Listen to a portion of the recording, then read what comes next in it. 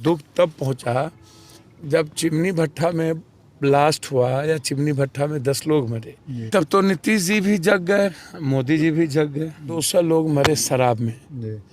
न तो मोदी जी का ट्वीट आया, न तो नीतीश जी का ट्वीट आया। ये जो घटना घटी, ये जो बड़ा लोरी पाइप है, ये है ना, ये इतना जबरदस्त फूट कैसे है इतना? मतलब इसका मतलब है कि ये कमजोर पाइप बनी क्या? ये सर 30 साल पुराना है सर। 3 साल की 30 साल। चिमनी स्टार्ट हुए, पाइप नया बना हुआ। देखिए चिमनी स्टार्ट हुआ 5 साल हुआ। उससे पहले जो बामा बना था 2 साल बाद वो बामा तोड़कर सरकार के ये बोला गया था बामा उच्च बनाया जाए, तब ये बामा ये उच्च बना है। ठीक, ये 1 साल या 2 साल चला है, 1 साल, ये दूसरा या तीसरा साल था। एक सीजन चला, ये दूसरा सीजन है, ये तीसरा है, और तब ये ब्लास्ट किया। सर बिहार में सर अभी तक जितने सर चिमनी चल रहे हैं सर, किसी का सर रजिस्ट्रेशन नहीं है सर। और सर यहाँ जितने भी सर लेबर काम करते हैं उनका भी सर कोई रजिस्ट्रेशन नंबर नहीं होता है, उनको सिर्फ ऐसे ही काम करा जाता है सर। लेकिन इसके पीछे क्या कारण है? 2-3 बात समझिए, मैं अब हम फिर बोलेंगे। जो विभाग है ना किसी भी, जी बिहार का मतलब है मुखेर कानून। जी अभी एक गाना कर रहा है कि बिहार आओ गोली मारो ठोक के। जी ये सब अभी बीपीएससी लीक हुआ तो कह रहा है कि बिहार आओ, फिर उस पर एक छोटा छोटा सीरियल बनना शुरू हो गया। जी देखिए बिहार में कोई ऐसी चीज़ है, जी आप उठा के देखिए, जी ऊपर से नीचे तक जी कर्मचारी पदाधिकारी कोई भी व्यक्ति अपने भट्ठा में खुद भी जान देना नहीं चाहेगा। जी जी बिल्कुल जो लोग परिवार के लोग मरे जी और जिन लोगों के लिए मजदूर आया, जी यह बात बिल्कुल सही है कि मुझे लगता है कि यह जांच का विषय प्रशासन के लिए होना चाहिए कि आप चिमनी भट्टा के जो कानून है, जो मेरे ख्याल से जो पर्यावरण का मामला है या और भी जो मामले हैं, उसमें चिमनी भट्टा अब फिक्स भट्टा की बात हो गई। अच्छा, अब धीरे धीरे भट्टा भी समझिए कि ईटा जो परमानेंट, ये जो पहले जो ईटा चल रहा था वो ईटा अब लगभग समझिए कि नहीं ही मिल रहा। अब ईटा कंप्लीट, अब तो अब छोटे छोटे जगहों पर ईटे की फैक्ट्री लग रही है, प्लायर्स वाला लग रहा है, इसकी ये लगभग बंद ही के लगभग समझिए। और मजदूर जो सबसे ज़्यादा चिमनी भट्टा में वर्क करते थे, काम करते थे, उसकी भी मात्रा, उसकी भी संख्या घट गई। पहले बड़े लेवल पर मजदूर होता था, अब उसकी भी संख्या घट गई। देखिए 2-3 बात इसको समझिए। मैं तो बहुत दुख तब पहुंचा जब चिमनी भट्टा में ब्लास्ट हुआ या चिमनी भट्टा में 10 लोग मरे या 9 लोग मरे या 7 लोग मरे, तब तो नीतीश जी भी जग गए, मोदी जी भी जग गए। भागलपुर में पटाखा में ब्लास्ट हुई थी तो मोदी जी ने ट्वीट कर दिया। इस बिहार में मेरी समझ से हर दिन 2-3 घटनाओं में लोग दर्जनों मरते हैं। 200 लोग मरे शराब में। न तो मोदी जी का ट्वीट आया, न तो नीतीश जी का ट्वीट आया, और उसमें पूरी राजनीति होने लगी। सर जैसे नीतीश कुमार का कहना है सर कि शराबबंदी उनका बंद सर मेरी बात पहले सुन लीजिए। मुद्दा से भटक गए। आप अच्छी बातें हैं कि आपने आपदा और विपदा, आपदा का क्या मतलब? आपदा का मतलब है जो ह्यूमन भी, आप जितना बाढ़ और तूफान आ रहा है ये नेचर को डिस्ट्रॉय करने के कारण आ रहा है। नदियों को हम छेड़ते हैं इसके लिए आ रहा है। पहाड़ों की प्रकृति के नेचर को छेड़ते हैं इसलिए पहाड़ तोड़ रहा है। तो ये भगवान का दिया हुआ आपदा तो है नहीं, मानवीय आपदा है।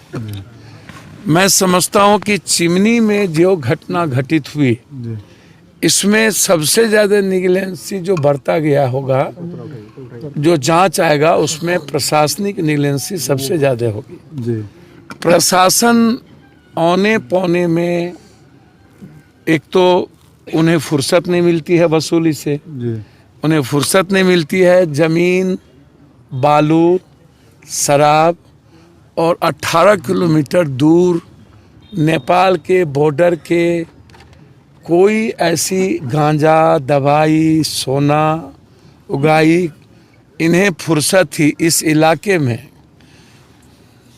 मस्त है सब लोग। जी एक थाना रक्सौल में रह गया, इस इलाके में रह गया तो मंथली 5 करोड़ कमाएगा, जी तो ब्याज सूद से ही उसका चल जाएगा।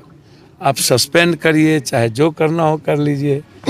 लगभग लोग जो गरीब हैं, जो बेरोजगार हैं, उसकी संख्या बिहार में सबसे अत्यधिक है।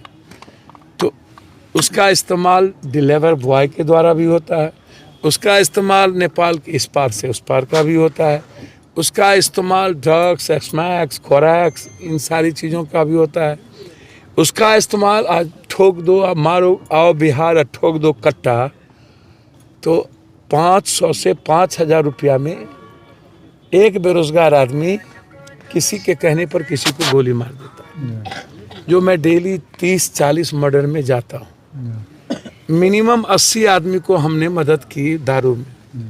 तो वहाँ नीतीश जी और नरेंद्र मोदी कहाँ थे? जी नीतीश जी का कहना है मेरा कानून बना हुआ है, तो कानून के क्लोजर में शराब माफियाओं से वसूली करके भी देना है। अब हमको समझ में नहीं आता है, विपक्ष भी कहता है पैसा आपदा, तो जब आप पूरे देश में आपदा का पैसा सबसे ज़्यादा केंद्र सरकार के पास है, आपने कोरोना का सबसे ज़्यादा प्रधानमंत्री एक पैकेज बनाया जिसमें कोरोना का के नाम पर सबसे ज़्यादा पैसा, और उसके चेयरमैन टाटा हैं, प्रधानमंत्री आपदा के अभी जो बनाए गए हैं, तो पैसा तो केंद्र के पास भी था। केंद्र ने तो कानून नहीं बनाया। 1960 में गुजरात में ड्राई स्टेट घोषित हुआ, आपके यहाँ 60 लोग मरे, आप पैसा दिए ना। आप कई बड़ी छोटी घटनाओं पर आप पैसा देते हैं, तो बिहार में आपदा से भरी हुई घटनाएं डेली घटती है। ये इतनी बड़ी दुखद घटना है, तो सबसे पहले इस घटना के जो दोषी हैं आप उसको आप दंडित करते हैं। सर, इस घटना की जिम्मेवार किसे माना जाए? हमको एक बात बताइए, 2 लाख 4 लाख रुपया दे के या 25,000 पप्पू यादव दे दे, 10,000 दे दे, जहाँ पर गरीब लोग हैं वहाँ 10,000 20,000 में आप दे करके किसी को अंडा, किसी को सब्जी का दुकान हम कर लें, लेकिन जिंदगी जब खत्म हो जाती है, इसके जिम्मेदार कौन होंगे? क्या सर सभी इसके चिमनियों के सर जांच होनी चाहिए? ये बिहार में एक तो पहले कोयला जो बाहर से आता है, इसको पहले ऐसे समझिए। ये कोयला में जीएसटी की चोरी सबसे ज़्यादा है। जी ये कोयला आता कैसे है? एक तो अभी आप बंगाल में कोयला को, ममता बनर्जी जी ने बंगाल से आने का कोयला को रोक दिया है, और बाहरी विदेशी कोयला का अभी प्रचलन और प्रावधान ज़्यादा बढ़ा है, क्योंकि उन्होंने सबसे ज़्यादा पैसा देने की घोषणा बाहरी कोयला वाले ने, और हमारा जो असम नागालैंड का कोयला था उस इलाके का, उस पर मणिपुर का, उस पर जो सबसे अच्छा कोयला था, झारखंड के कोयला को हम बहुत अच्छा कोयला नहीं मानते हैं। लेकिन जब रैक के द्वारा कोयला आता है, बड़े बड़े रैक के द्वारा, तो उसमें सबसे ज़्यादा चोरी कहाँ होती है? हम जितना रैक में कोयला डाले उसको आप कम बताते हैं, और जब हम ले के आते हैं तो उसमें जीएसटी, भैया अदानी नंबर 1 कैसे हुआ? जीएसटी के कारण ही ना अदानी नंबर 1 हो गया चोरी करके। तो एक मिनट भैया, नरेंद्र मोदी जी का सबसे बड़ा जो कमी है वो क्या है? नरेंद्र मोदी जी की सबसे बड़ी कमी है जीएसटी और नोटबंदी, जो दुनिया में सबसे ज़्यादा भारत के पैसे का गमन हुआ है।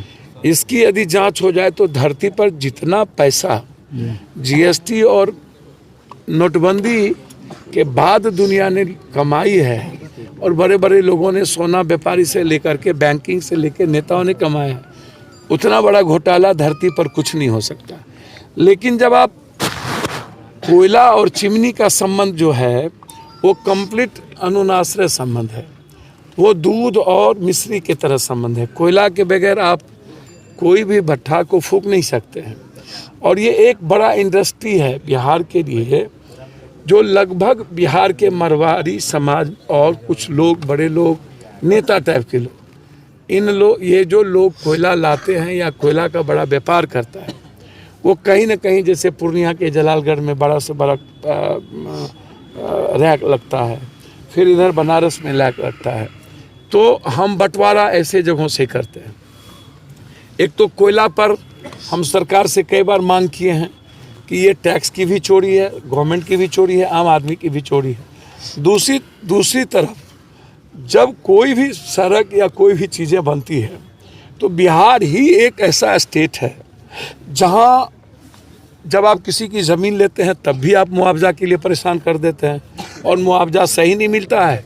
लगभग 50% मुआवजा मिलता है और 40% मुआवजा पदाधिकारी के जेब में या दलालों के जेब में चला जाता है। मतलब आप कहना क्या चाहते हैं, कोयला के कारण ब्लास्ट हुआ है?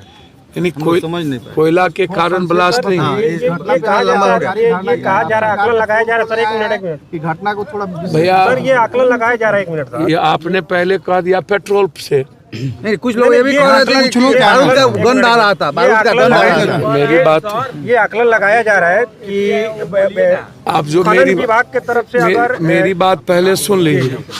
आप जो सीधा आइएगा, और कुछ पप्पू यादव नाम है, आप हमको नरेंद्र मोदी या नीतीश लालू समझ लिए क्या? आप लोगों को हम 100 साल पढ़ाएंगे, आपसे पढ़ना पड़ेगा हमको, किसी सिस्टम के बारे में, चीज़ों के बारे में हमको पढ़ना पड़ेगा। भैया, इस बिहार में और कंट्री में कोई भी एक ऐसी चीज़ बता दो जो बेईमानी के बगैर होती है, बगैर पैसा लिए बगैर होती है। तो सर आधी बीमारी तो पैसा पदाधिकारी और नेताओं के लेने के कारण बढ़ जाती है। पहले आप ऐसे समझिए, हम कोई भी धंधा करेंगे तो हमारा तो डर यही है कि हमसे वसूलेगा, हमसे थाना भी वसूलेगा, हमसे टैक्स भी लेगा। सर बिहार में सर क्राइम रेट बहुत ज़्यादा चल रहा है। सर पहले इस पर बात कर ले। जी जी करिए। तो मेरा है कि गवर्नमेंट को इस पर पूरी जांच करनी चाहिए। जी। जब आप एकदम कंप्लीट कंक्लूजन पर आना चाहते हैं, हाँ। तो उसमें मेरा है कि दो चीज़ जो भट्ठा का इम्पोर्टेंट है, ये है कि एक प्रदूषण, एक है इन्वायरमेंट से, और दूसरा है गवर्नमेंट की जो हमारी खनन विभाग है, वो लगातार बालू, कोयला, जो ये पाठक को यहाँ बैठाए हुए हैं। हम आपको दो बात बहुत क्लियर कह रहे हैं। नदी के किनारे के इंटायर जाति, इंटायर किसान और कमज़ोर तबके के लोग का नाव और ट्रैक्टर को भट्ठी बैठा दिया गया, और माफिया के ट्रक को ओवरलोड करके उसको अरबपति करोड़पति बनाया जा रहा है। एक घाट का डाक होता है 16 करोड़, 28 करोड़, 22 करोड़, 25 करोड़ में। जो गलत पॉलिसी है, 1400, 1500, 1600 करोड़ का डाक होना माइंस का, बालू के जो माइंस तो यहाँ यही है, तो बालू के नाम पर इससे होता क्या है कि माफिया की इन्वॉल्वेशन होती है, और आम लोग जो नदी के किनारे मिडिल क्लास के लोग होते हैं, 20 लाख 30 लाख के टेंडर के चलते नहीं हो पाता है। अब जैसे चिमनी का भट्ठा जो एक सबसे बड़ा रोजगार था, अब ये रोजगार सिमट गया, इसकी संख्या बहुत घट गई। अब नए ईटा के द्वारा नई फैक्ट्रियां, नई ईटा को लगाने का प्रावधान गवर्नमेंट ने वैसे ही पहले से ही प्रावधान कर दिया है, जिसमें मजदूरी भी कम हो गई, चीज़ें कम हो गई। अच्छा, जो मजदूर लाते हैं आप उसका रजिस्ट्रेशन नहीं कराते हैं। अच्छा, जो मजदूर का जो कंप्लीट रूप से गवर्नमेंट का रेट था कि हमको मजदूर को क्या देना है, या मजदूरों का जो उसका लाइफ इंश्योरेंस है, या मजदूरों को किसी भी कामों में लाने के पहले उसका जो पूरा का पूरा गवर्नमेंट की पॉलिसी है, आप उस पर तय नहीं करते हैं। मजदूर आप कहीं से उठा लेते हैं। भट्ठा का मजदूर ही कंप्लीट अलग होता है। अब जैसे उत्तर प्रदेश से भट्ठा का मजदूर जो लाया गया, जो ईटा थोपने वाला था, तो वहाँ से आप कोई कारीगर और कोई अच्छे कारीगर को लाए होंगे, लेकिन बिहार में आप कॉमन मजदूर को लाए, तो कॉमन मजदूर लाए तो भट्ठा का जो मजदूर है उसका जो बेसिक चीज़ है वो बहुत गलत तरीके से उसको देखिएगा तो होगा। तो जांच का तो विषय है, और इसमें पेट्रोल ज़्यादा दे दिया गया और ऐसा दे दिया गया, कोई मालिक अपनी ज़िंदगी और अपनी लाइफ को ख़त्म नहीं करेगा अपने हाथ के। इसमें मेरा मानना ये है कि क्या कोई ऐसी साजिश तो नहीं है जो कहीं न कहीं मालिक से या किसी ऐसी परिस्थितियों में कहीं तनाव हो। ये भी हम जांच का विषय चाहेंगे। बारूद का गंध आ रहा था, कुछ लोग कह रहे थे कि बारूद का गंध भी आ रहा है।